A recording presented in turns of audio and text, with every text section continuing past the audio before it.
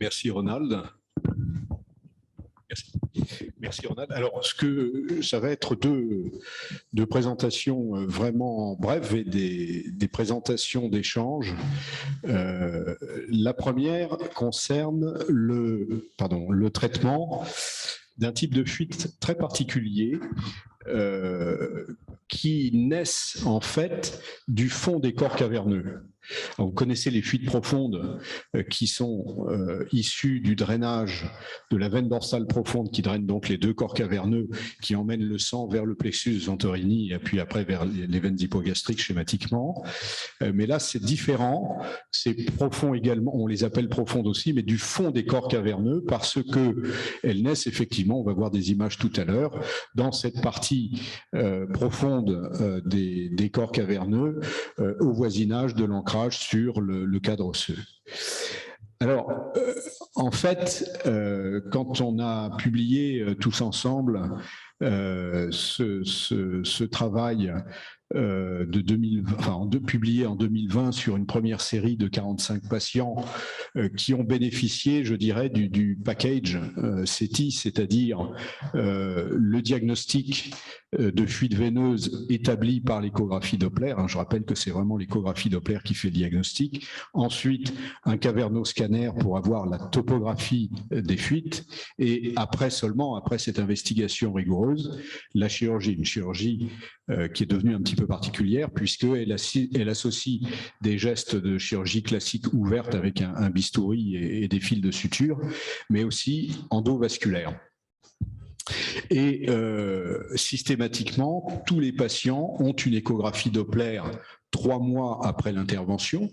Pourquoi 3 mois? Parce qu'il y a un consensus qui n'est pas, Ronald et Hélène, je parle sous votre contrôle, mais qui n'est pas seulement un consensus CETI, puisque dans la littérature, il y a cette idée plus ou moins bien documentée, mais probablement valable, qu'après une modification du système veineux, il faut attendre 3 mois pour qu'il y ait un nouvel équilibre.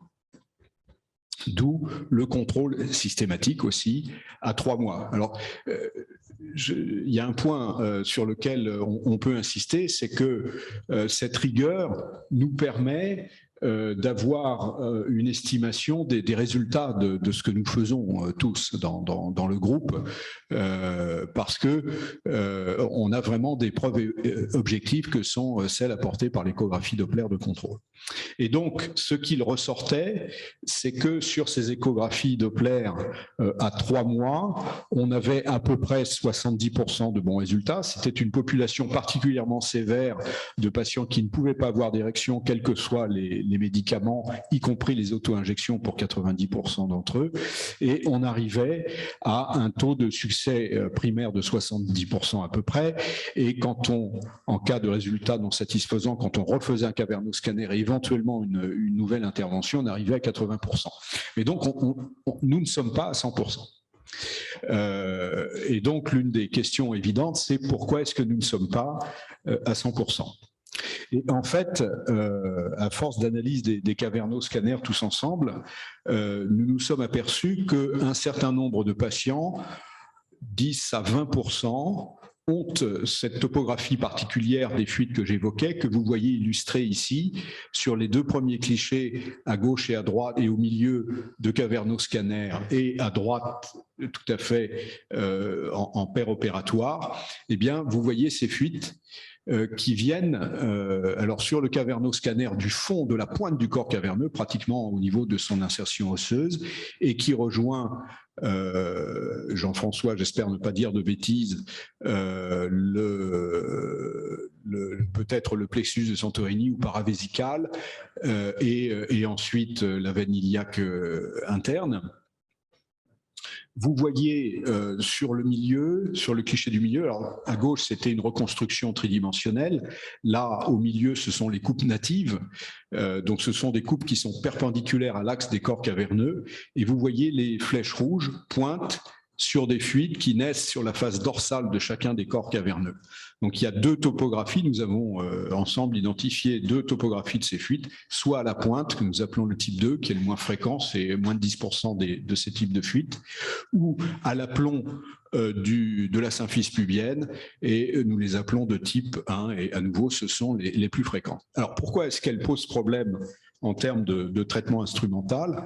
Eh bien, c'est que, d'une part, elles sont anatomiquement dans une région difficile à atteindre sans être délabrant, et d'autre part, nous soupçonnons qu'elles naissent à peu près au voisinage de l'entrée des artères caverneuses, et donc on n'imagine pas de crocheter avec un fil tout ça pour mettre un nœud autour. Bon. Donc, nous nous sommes vraiment tous heurtés, on a beaucoup réfléchi. Il y a d'autres solutions que celles que je vais présenter qui sont réfléchies par Ronald en particulier, mais je n'en parlerai pas. Comment est-ce qu'on fait pour résoudre ces questions?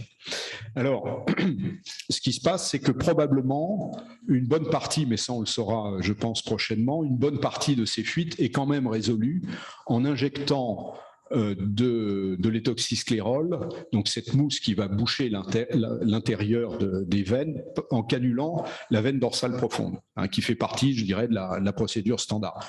Peut-être que dans certaines configurations anatomiques, soit cet étoxysclérol diffuse jusqu'à l'origine du corps caverneux, jusqu'à l'origine de la fuite, soit bouche les voies de drainage de cette fuite. En tout cas, on a des patients que nous avons opérés de manière conventionnelle, je dirais, et qui avaient des fuites profondes et qui ont des résultats fonctionnels tout à fait satisfaisants. Mais il y a une partie de patients pour qui les résultats sont pas bons, voire même complètement nuls.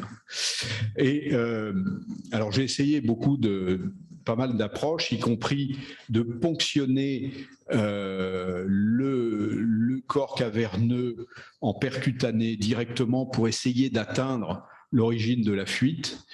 Une fois, j'ai réussi à mettre un guide dans une fuite, mais c'est vraiment une procédure extrêmement aléatoire. J'ai aussi, on en avait parlé, puis on avait convenu que c'était à tenter, parce que l'étape d'après, c'était un implant. Et donc, chez des patients jeunes, d'emboliser, enfin de ponctionner le fond des corps caverneux, de comprimer le corps caverneux au doigt, et d'injecter de l'étoxysclérol au fond du corps caverneux, dans l'espoir de boucher. Probablement, ça a marché pour quelques patients. Je pense à Monsieur B, que peut-être vous avez en tête, avec un bon résultat, mais c'était pas très satisfaisant parce qu'au total, ça semblait un petit peu aléatoire. Et donc, l'idée assez logique, c'était de tenter d'emboliser ces fuites à rétro, c'est-à-dire de venir par le haut et d'arriver à l'origine de la fuite avec un cathéter au contact du corps caverneux. Simplement, ce réseau veineux est très complexe et donc assez stupidement, je dirais, j'avais pas réussi à faire ça. Et donc, alors ça c'est juste pour, c'est une diapo que j'ai récupérée d'Hélène et Ronald, c'est la fameuse incidence d'Hélène, désormais fameuse incidence. Hélène, peut-être tu veux commenter? Oh ben, pour détecter. Je vous l'avais montré lors de mon cours, la dernière session, où l'on voit donc, en mettant la sonde à peu près tangentiellement à la partie pendulaire du pénis, de façon à bien visualiser le fond des corps caverneux, c'est-à-dire la partie rétropubienne, et on voit donc dans le fond du corps caverneux droit une image bleue. Cette image bleue, lorsqu'on a mis la sonde dedans, correspond à un flux veineux. Et ce patient a donc eu un cavernoscanner et on voit très bien au cavernoscanner l'image de la fuite du fond du corps caverneux exactement au même endroit où moi je l'avais vu en échodoppler. Voilà, donc c'est l'élément diagnostique qui est évidemment important et ce qui souligne, s'il le fallait, l'importance de l'échographie Doppler, y compris dans l'identification de la topographie des fuites quand l'image péropératoire commenter. Alors, la flèche, alors ce qu'on voit, on voit le pénis, hein, ce qui est en noir, c'est le produit de contraste qui est injecté dans les corps caverneux, qui est du produit de contraste radio-opaque classique, qui donc diffuse dans l'ensemble du corps caverneux, exactement comme lors d'un cavernoscanner.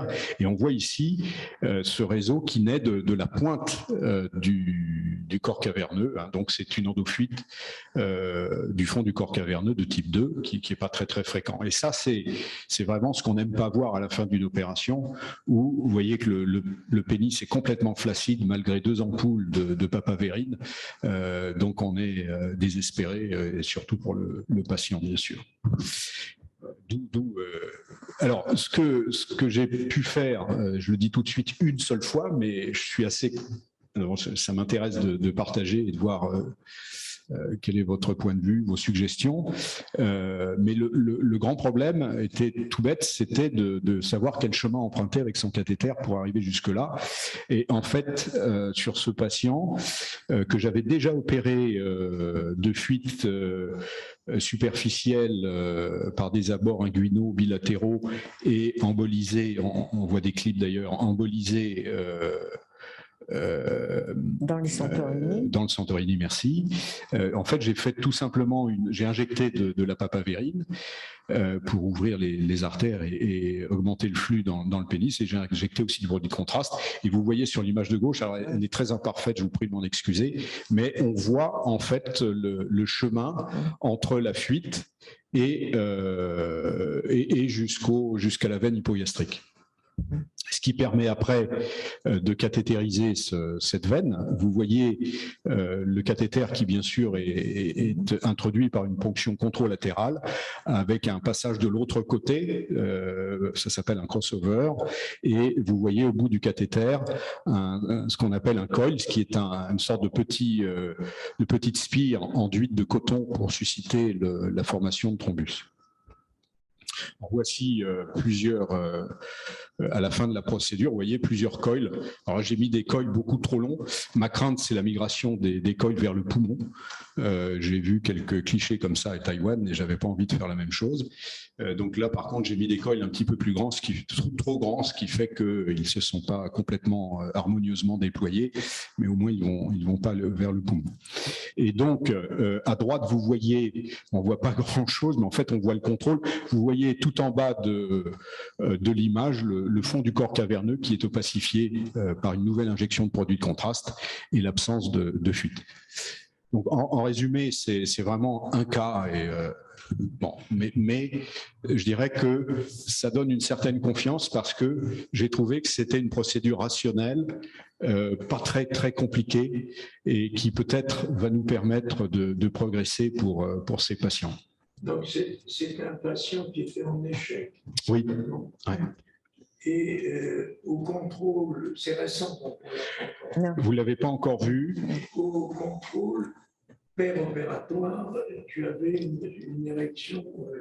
Alors non, mais il a une fuite. Il a une fuite superficielle gauche massive qu'on va traiter secondairement.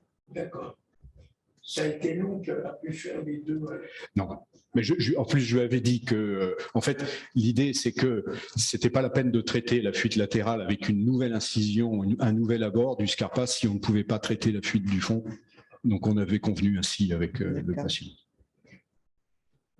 Christophe, tu veux dire quelque chose? Vous avez une question sur sur les images que tu as montrées, on a l'impression que la verge est flaccide quand tu fais l'injection. Ici? Non, sur celle d'avant où tu avais le... Ouais, ah là, oui, complètement. Est-ce que s'il était en érection, en ponctionnant vers le fond en érection, donc ça voudrait dire que ça sélectionnerait un petit peu la voie de la fuite, puisque ça serait la voie de drainage. Et si tu ponctionnais le fond des corps caverneux au moment où il est en érection, où ça sensibilise sur la fuite et que tu injectais ton produit sclérosant, est-ce que ça serait pas ça pourrait pas être une façon de la sélectionner? D'un autre côté, oui, peut-être. D'un autre côté, ces patients qu'on opère de ça ont des fuites massives, ce qui fait que même avec la papavérine, on peut avoir des érections fugaces en injectant un fluide du sérum physiologique ou du contraste en sus de la papavérine, mais je dirais presque en règle, chez ces patients, on n'obtient pas de fortes érections, quoi. Donc vraiment, la ponction du direct, j'ai essayé vraiment beaucoup,